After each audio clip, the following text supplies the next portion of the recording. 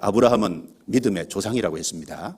그러면 아브라함이 삶 속에서 어떤 믿음을 가졌냐, 구체적으로 몇 가지를 한번 좀 생각을 해보겠습니다. 아브라함은 첫 번째 구별된 신앙을 가졌어요.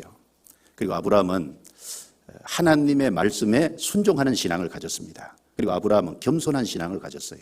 그리고 아브라함은 그 조카 롯에 대해서 조카 롯의 신앙을 항상 염려하고 조카 롯을 불쌍히 여기는 마음을 갖고 있었습니다. 그러니까 형제에 대해서 불쌍히 생각하는 그런 마음을, 그런 믿음을 갖고 있었습니다. 그리고 아브라함은 나그네 신앙을 가지고 있었잖아요. 이 땅이 본향이라는 것을 생각지 않았지 않습니까? 그러니까 자기가 갈대아 우르에서 나왔지만 그게 자기 고향이라고 생각 안 했습니다.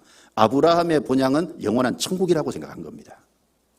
아브라함은 나그네로서 이 세상을 살다 간 거지 않습니까? 아브라함은 신앙 중에 특별히 나그네 신앙을 가졌습니다. 그리고 아브라함은 기다리는 신앙을 가졌습니다. 아브라함이 삶 속에서 여러 가지 신앙의 모습을 보여줬는데 그중에 몇 가지를 한번 생각해 보겠습니다. 먼저 구별된 신앙입니다. 창세기 12장을 한번 보죠. 창세기 12장.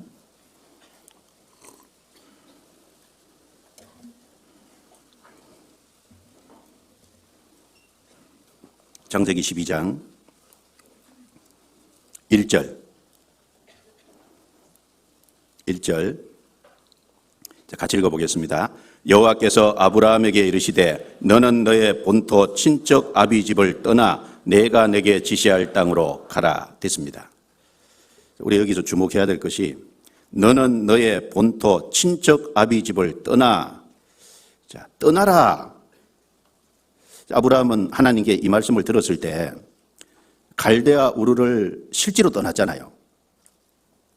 하나님의 말씀을 듣고 아비 본토 친척 아비 집을 떠나 그 말씀 그대로 갈대아 우르를 실제 떠났습니다. 그러니까 아브라함의 신앙은 제약된 곳, 잘못된 곳, 우상 숭배하는 곳에서 완전히 구별이 됐다는 겁니다. 그러니까 이 당시에 갈대아 우르는 지금도 이렇게 도시를 발굴해 놓고 발견이 되는데 달신을 섬겼다 그러잖아요. 초승달 모양의 신, 달신을 섬긴 곳인데 아브라함의 아버지도 여호수아 24장에 보면 우상을 숭배하는 자였다고 말하지 않습니까?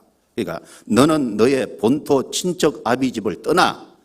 그러니까 하나님이 떠나라는 곳에서 정확하게 떠났어요. 제약된 곳에서 떠나고 잘못된 것 떠나고 우상 숭배하는 곳에서 완전히 떠났지 않습니까? 그러니까 아브라함의 신앙은 구별된 신앙이고 잘못된 것에서 분리되는 신앙이었습니다. 특별히 대학생 시절에 분리되고 구별된 신앙을 가진다고 하는 것은 이건 중요한 문제입니다. 신앙생활 속에 잘못된 것에서 분리되고 잘못된 것에서 구별되지 않으면 그것이 안 되면 나머지 모든 것이 안 될 거예요. 아브라함은 떠나라는 곳에서 떠났습니다. 하나님께서 이스라엘 민족을 애굽에서 400년 농살이하는 그곳에서 양의 피를 통해서 따로 구별해냈잖아요. 그리고 따로 광야 교회를 이루게 했지 않습니까? 애굽 속에서 이스라엘 교회를 세운 게 아니고 애굽이라는 세상에서 완전히 양의 피를 통해서 구별해내고 홍해를 통과하고 그리고 광야에서 광야 교회를 이루게 했잖아요. 그 마찬가지로 하나님께서 이 세상에서 예수님의 피로 우리를 구별해내시고 그리고 교회는 구별된 무리지 않습니까? 그래서 교회라는 무리를 이루게 하신 겁니다. 그러면은 실제로 교회를 그렇게 세상에서 불러내서 구별된 무리로 삼았다는 것은 그 교회에 속해 있는 우리 개개인은 이 세상에서 구별돼야 될 것, 죄악에서 구별돼야 될 것을 틀림없이 말하고 있는 거지 않습니까? 사도행전 2장 찾아보겠습니다.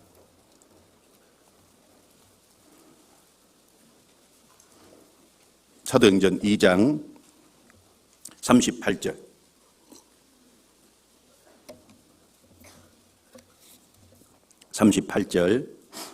같이 읽어볼까요? 베드로가 가로되 너희가 회개하여 각각 예수 그리스도의 이름으로 세례를 받고 죄 사함을 얻으라. 그리하면 성령을 선물로 받으리니. 자, 건너뛰어서 40절 같이 읽겠습니다. 또 여러 말로 확증하며 권하여 가로되 너희가 이 패역한 세대에서 구원을 받으라 하니. 이 사도행전 2장 내용은 오순절 성령 강림에서 일어난 사건을 기록하고 있지 않습니까? 베드로가 오순절이 돼서 여러 15개 나라에서 모인 이제 오순절을 지키기 위해서 모인 유대인과 유대교로 개종한 사람들 그 앞에서 설교를 했잖아요. 성령의 충만을 입어서 얘기하기를 너희가 예수 그리스도를 십자가에 못 박은 사람들이다. 그러니까 그 설교를 들은 사람들이 형제들아, 그럼 우리가 어찌해야 되냐?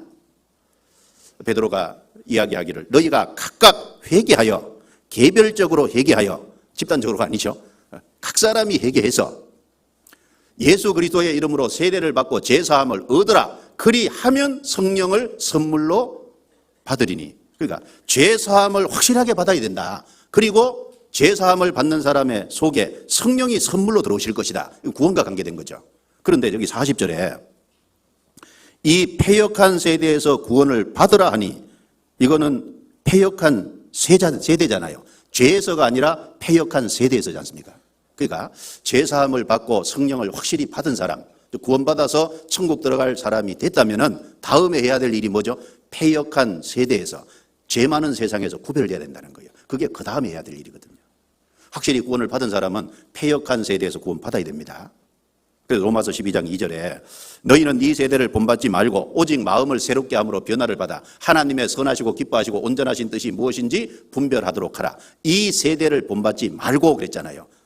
이 세대를 본받는다는 게 뭘까요? 이 세상 사람들이 살아가는 행동의 패턴대로 그들이 좋아하고 그들이 추구하고 그들이 가진 가치관대로 그대로 동화돼서 살아가는 게 이 세상을 본받는 거지 않습니까? 그러면 이 세상을 본받지 말고는 뭡니까? 이 세상 사람들이 좋아하고 추구하는 거기서 구별되고, 그리고 이 세상 사람들의 가치관에서 구별되라 그 말이지 않습니까? 그래서 구원받은 사람은 거기서 따로 구별이 돼야 됩니다. 이스라엘 땅을 보면요, 위에는 갈릴리 호수잖아요. 그리고 밑에는 사해바다고, 갈릴리 호수에서 요단강을 타고 물이 사해바다로 들어가지 않습니까? 그럼 이제 요단강에 있는 물고기는 이게 물을 거슬러서 올라가면 살잖아요. 떠내려가면, 사해는 물고기 한 마리도 못 사니까, 그래서 물결에 그냥 거슬러서 그냥 떠내려가서 사해바다에 들어가면 틀림없이 죽거든요. 구원받은 사람이 이 세상의 물결이라는 사조를요, 거슬러 올라가면 사는 거라고요. 그 신앙에 힘이 있는데 이 세상에 동화돼서 이 세상 사람이 좋아하고 이 세상 사람들이 추구하고 이 세상 사람들이 가진 가치관을 그대로 본받아서 죽은 자들 가운데서 그대로 살아가면은 그게 이제 신앙이 죽은 겁니다. 아무 힘을 발휘 못하는 거예요. 그러니까 이스라엘 땅 자체는, 땅 자체부터가 요단강 속에 구원받은 사람은 물결을 거슬러 올라가야 된다는 걸 신앙적인 교훈을 가르치고 있지 않습니까? 요즘은 뭐가 이제 더 중요하고 무엇이 덜 중요한지 이 구분을 잘 못해요. 그리고 이제 질서가 위가 있고 아래가 있는데, 위치가 있는데 그런 걸 세상은 도무지 구분을 못합니다.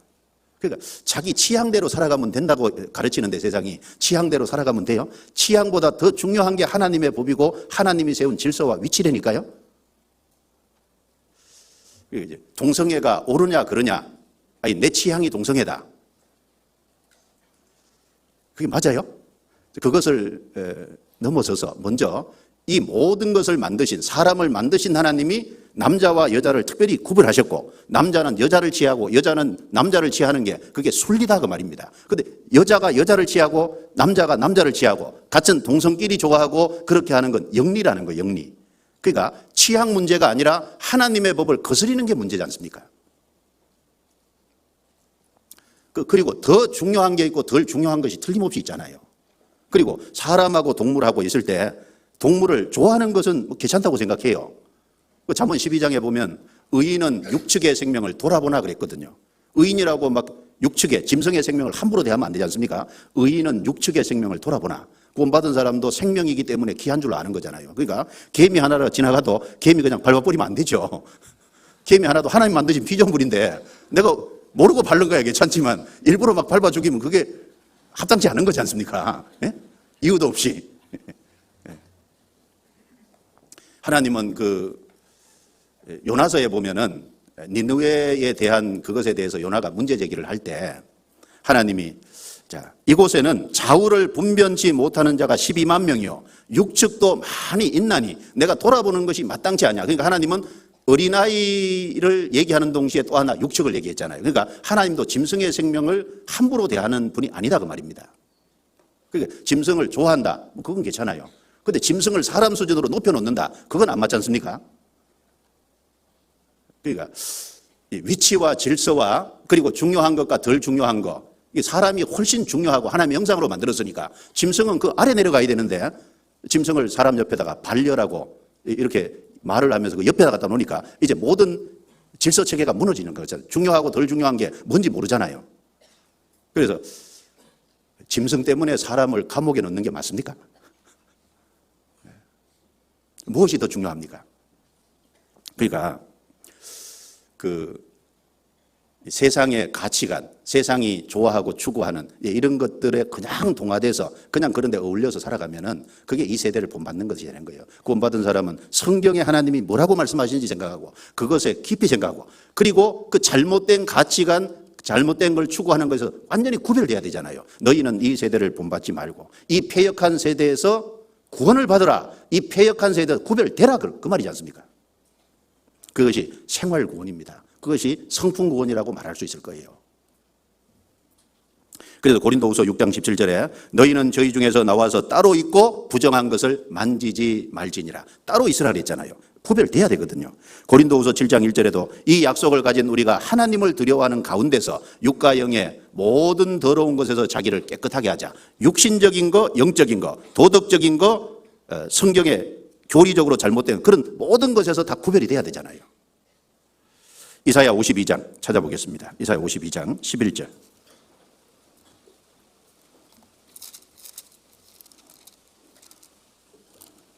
(52장 11절)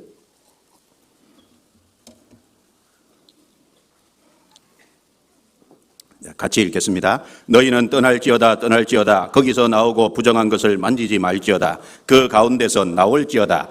여호와의 기구를 매는 자여 스스로 정결케 할지어다. 물론 이 말씀은 1차적으로 바벨론에 있는 사람들이 이스라엘 땅으로 돌아올, 특별히 레위 지파는 성막에서 봉사하잖아요. 하나님의 기구를 매는 사람이 레위 사람들입니다. 떠날 것을 말한 겁니다. 그러나 우리에게도 그대로 적용이 되죠. 여호와의 기구를 매는 자여, 그러니까 하나님과 관계된 사람으로, 하나님의 사람으로, 하나님의 일을 하는 사람들이잖아요. 그러면 떠날 곳에서 떠나야 됩니다. 여기 반복적으로 3번이나 떠나라 그랬잖아요. 너희는 떠날지어다. 거기서 나오고 부정한 것을 만지지 말자. 그 가운데서 나올지어다. 여러 번 반복해서 떠나고 나오라고 반복하고 있지 않습니까? 구원 받았으면 제약된 세상에서, 패역한 세대에서, 제약된 행실에서, 죄된 것에서 철저히 구별이 돼야 돼요. 하나님은 아브라함에게 너는 너의 본토 친척 아비집을 떠나, 하나님은 갈대아 우르에서 그냥 하나님 섬기는 걸 원하지 않았어요. 거기서 딱 구별시켜서 하나님이 원하는 곳까지 갖다 놓고 섬기게 했거든요. 이스라엘 백성들이 출애굽할 때 시내산에서 이스라엘 민족이 이제 금송아지를 만들었지 않습니까? 그래서 모세가 하나님께 받아 내려온 십계명 2돌판이 깨어졌어요. 그리고 하나님이 모세를 통해서 출애굽기 32장에 보면, 자, 하나님께 속한 자는 그 우상에서 구별되고 하나님께 속한 자는 따로 나오라 그랬어요. 그러니까 레위 지파가 딱 구별됐잖아요. 우상 숭배는 거기서 그냥 머물러 있으면 안 되죠. 하나님이 나오라 그럴 때 레위 지파가 딱 구별이 되지 않습니까? 그리고 민수기 16장에 보면 광야에서 고라 물이 있지 않습니까? 고라와 다단과 아비람과 해중의 족장 250명이요 모세를 거스렸어요. 그러니까 하나님이 심판하시려고 결정을 하셨죠. 그래서 민수기 16장 24절에 보면 그 무리를 향해서 너희는 고라와 다단과 아비람의 장막 사면에서 떠나라. 자, 하나님이 그 심판하시려고 작정을 하셨고, 그럼 그 심판을 받기가 싫으면, 참으로 그 죄에서 구별된다면 거기서 떠나라 그랬어요. 그 하나님을 섬기는 사람들이 딱 구별되니까요, 땅을 하나님이 탁 열어가지고 그냥 꺼뜨려 버렸지 않습니까? 잘못된 데서는 떠나야 되는 거예요. 거기 그냥 있으면 그 안에서 구원받은 사람이 지옥 가지는 않겠지만 신앙이 완전히 죽고 아무 힘을 못 쓰는 무능력한 사람이 될 수 있는 겁니다. 디모데후서 3장 한 구절 더 보죠. 디모데후서 3장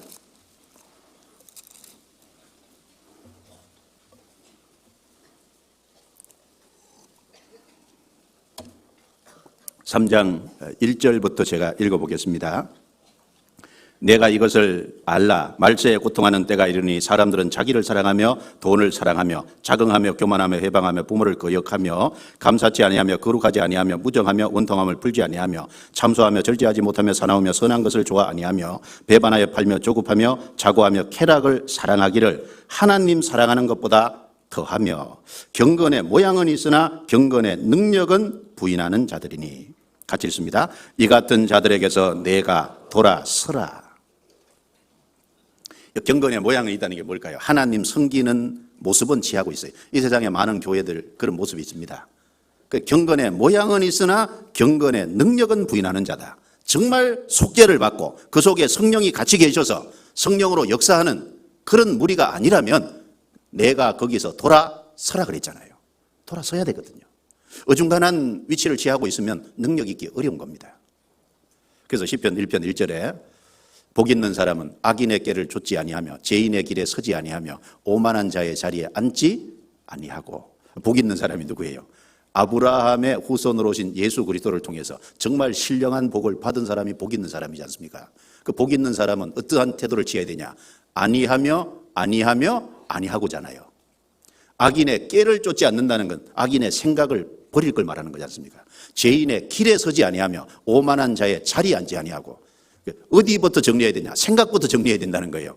생각을 정리 아니하면 악인의 꾀를 쫓으면 그러면 길을 가게 되고 그만 나중에 오만한 자의 위치에 앉게 되거든요. 어디부터 정리하냐면 생각부터 다스리게 되거든요. 그래서 아브라함에게서 이제 확실히 배울 것이, 아브라함은 믿음으로 의롭다함을 받은 사람이니까 아브라함은 떠나라는 곳에서 확실히 떠나는, 구별된, 분리되는 그런 신앙을 가진 사람입니다. 그럼 우리도 그 아브라함의 믿음을 본받는 사람이니까 먼저 확실하게 구별돼야 돼요. 특별히 대학생 시절에 주변에 가서 섞이고 어울릴 가능성이 많은데 구별될 곳에서 구별이 돼야 됩니다. 어떤 분은 내가 그렇게 구별되면 왕따 당하지 않을까? 왕따 당하면 저쪽을 왕따 시키면 돼요. 너무 걱정하지 마라. 일단은 구별되라는 데서 구별돼야 그 다음에 다른 것이 되지 않습니까? 전도도 구별돼야 되는 거지 그 안에 있으면서 무슨 능력이 있겠어요? 어떤 사람은 적당히 따돌림 받을까 걱정돼서 그 안에 머물다가 그런다고 전도됩니까? 오히려 잡혀가요. 조금 있으면 신앙에 문제가 생깁니다.